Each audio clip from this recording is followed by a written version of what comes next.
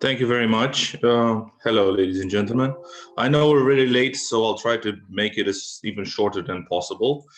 So share. Okay. Basically, there's not a lot I can say after all these very detailed presentation, but this is a personal opinion. And well, what I've learned that works within the last years is that you need networking and you need to create a relationship on one-on-one. I know authorities should not function by the principle one man being in liaison with another person, and if that person leaves the organization, suffers. But we have to be honest, this is exactly what happens, because you start to build a rapport with someone, you build trust, you identify places of interest where one can help each other out in that. And well, it's difficult to do that unless you have some means of getting together in certain projects or in different organizations. Building cooperation isn't easy. You have differences in organization, you have different labor inspection systems. Some inspectorates deal with OSH, others do not even touch it. There are different interests. I mean, you have destination countries, you have source countries when it comes to posting, for example. And also there is the background between, let's say, a labor relation inspector or an OSH inspector, which tends to see things more from an engineering point of view, very mathematical and logical. It all boils down to one-on-one relationships, personal relationship that you can start to build upon until you manage to create a cooperation at an organizational level, or even at a higher level, at the ministerial level.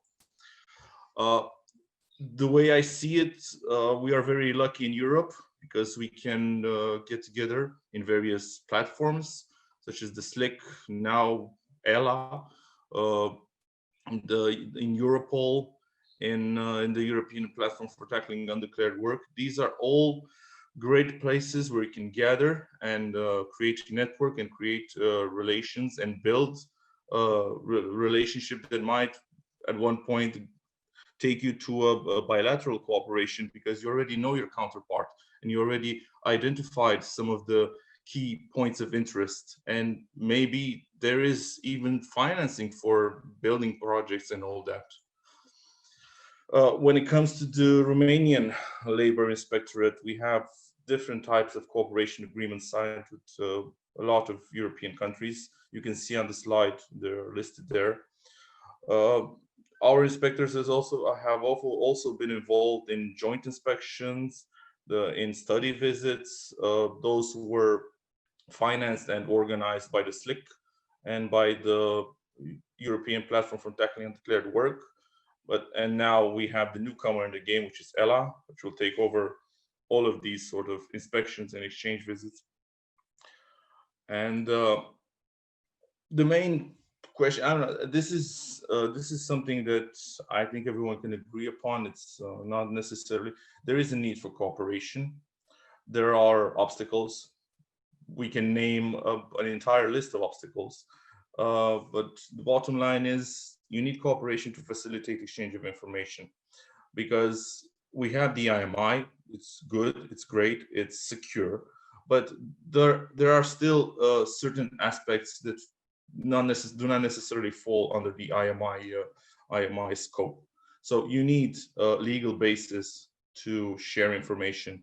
And the most important thing about cooperation is you need to have a clear target. I think the clear target for everyone is to protect workers, be it Romanian workers which are posted to Poland, or Polish workers posted to Austria, and on and on and on. It's this is, I think, every inspectorate's mission.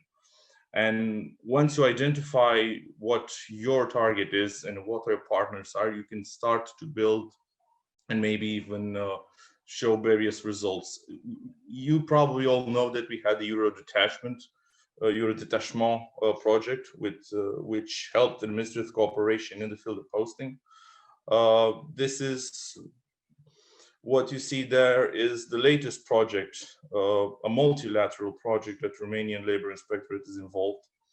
And to be honest, it could not have been done without the efforts of a couple of individuals. I will name one, my Norwegian counterpart, which has he has a saying, and I would like to share with you. My colleagues are the one from the platform. My colleagues are the one from, I don't know what working group, because actually I see them more and I talk with them more than I talk with the people in my office, because this is what the job implies. Basically, you need to have this structure, this networking, and once you have that in play, everything goes a lot smoother. Doesn't go completely smooth, but it goes a lot smoother. And like I said, because we're running late, thank you for your attention. And if there are any questions, I know there's a short presentation, but anyway, I'm here. Thank you.